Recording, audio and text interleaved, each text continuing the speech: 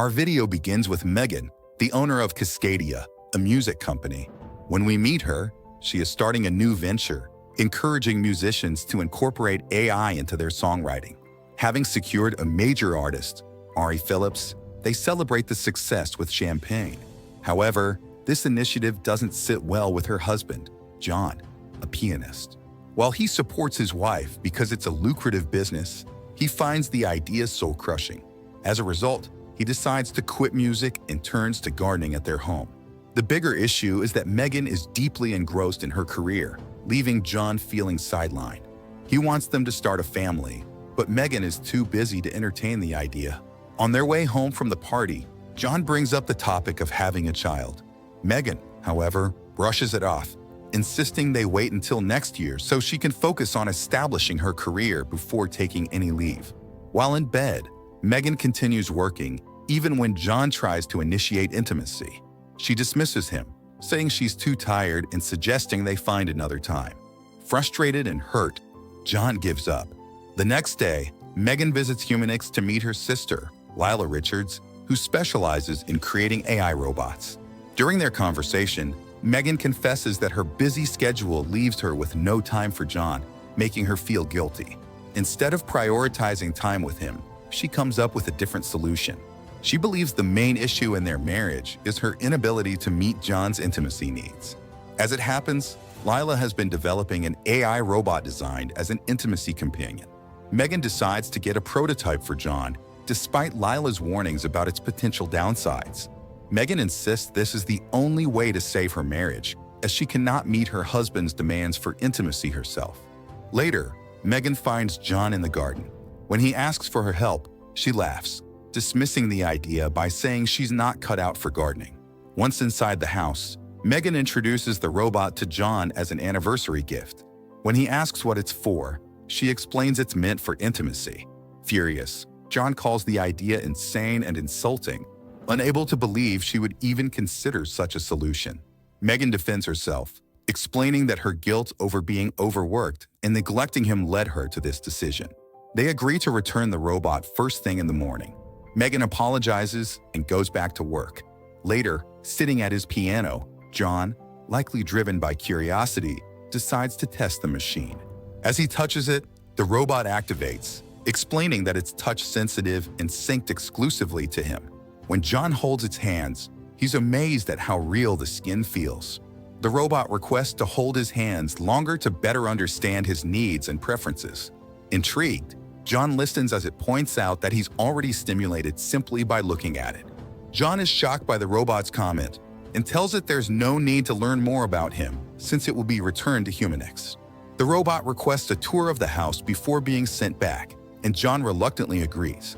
During the tour, John is surprised by the robot's knowledge of music. When the robot demonstrates its extensive understanding of farming, John becomes even more intrigued. The robot asks to be named before being returned. Playfully and somewhat cynically, John names it Eve, referencing the first woman who led Adam into temptation. The robot, sensing his resistance, reminds him that it was Megan who brought it into their home and purposely for intimacy. At that moment, drivers from Humanix arrive at the door to collect the robot. The scene shifts to the present day in a courtroom where Megan is on trial. During the proceedings, her lawyer argues that she was an overworked woman who only wanted the best for her husband. Back to John and Eve. That night, when Megan returns from work, she is surprised to find the robot still in their home, despite their agreement to send it back to Humanix. When she questions John, he admits he changed his mind. It's then that Megan realizes John and the robot have already discussed Uganda. When she asks how it was, John nonchalantly replies that it was good, just different from her. He even apologizes for his initial resistance and reassures her that she doesn't need to worry about being bothered at night anymore because Eve had worn him out. Megan appears slightly jealous and irritated. This frustration carries over to work the next day, where she lashes out at her colleagues. The following day at home, Megan hears piano music and goes downstairs to investigate. John explains that Eve asked him to play, as she had never experienced a real piano before. Eve formally introduces herself to Megan, noting that John often talks about her. Megan's jealousy intensifies. Feeling threatened by the robot, Megan starts to crave her husband's affection again. She abruptly suggests they head to the bedroom to discuss Uganda affairs. Initially, Megan is pleased, thinking the robot is fulfilling its purpose. However, John's growing attachment to Eve starts to shift the dynamics in unexpected ways. Back in court, Megan's sister, Lila, is called to the stand. When asked why she was fired from Humanix, she explains it was because she provided her brother-in-law with the intimacy companion without following proper procedures and protocols. She adds that her sister had pleaded for help to save her marriage, which is why she sent the robot to John. Back at the house, one day after a run, Megan sees John and Eve in the greenhouse discussing Uganda, and her anger flares. Later, when John comes upstairs to shower, he casually mentions that Eve noticed Megan watching them but didn't stop, which infuriates Megan further. She questions why he doesn't at least wait until she's gone to work before engaging with the robot. As the argument escalates, John defends himself, saying he shouldn't make him feel like he's cheating. Before storming out, Megan invites him to dinner, explaining that she's about to close the biggest deal of her career. John reluctantly agrees to attend. On her way out, Megan encounters Eve glitching in the kitchen, smashing drinking glasses from the cabinets. Despite her attempts to stop it, the robot only calms down when John intervenes. Later, as John gets ready for dinner, he hears piano music. He discovers Eve dressed elegantly, sitting at the piano, playing a beautiful melody. The scene shifts to Cascadia, where Megan is poised to close the deal with the artist. Her colleague asks why John isn't present for such an important occasion. Megan confidently replies that he must be stuck in traffic and assures them he'll arrive soon.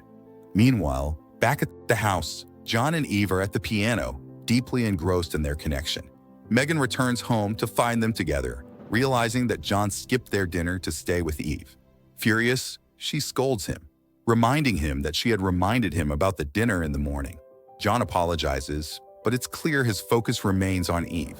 An argument ensues as Megan confronts John about his growing attachment to the robot.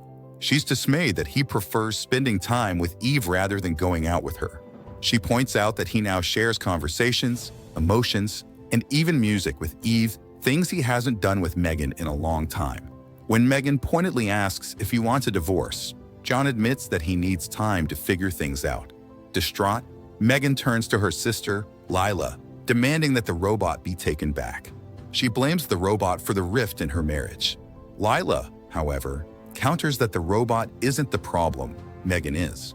She tells Megan that the only way to repair her marriage is to stop being selfish and start giving John what he truly wants, a family. She uses her previously frozen eggs to undergo IVF and becomes pregnant with twins.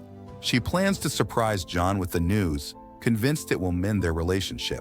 When Megan finally returns home to share the news of her pregnancy, she expresses hope that their time apart has been beneficial. She tells John that bringing the robot into their lives helped her realize what he truly wanted and inspired her to make this change.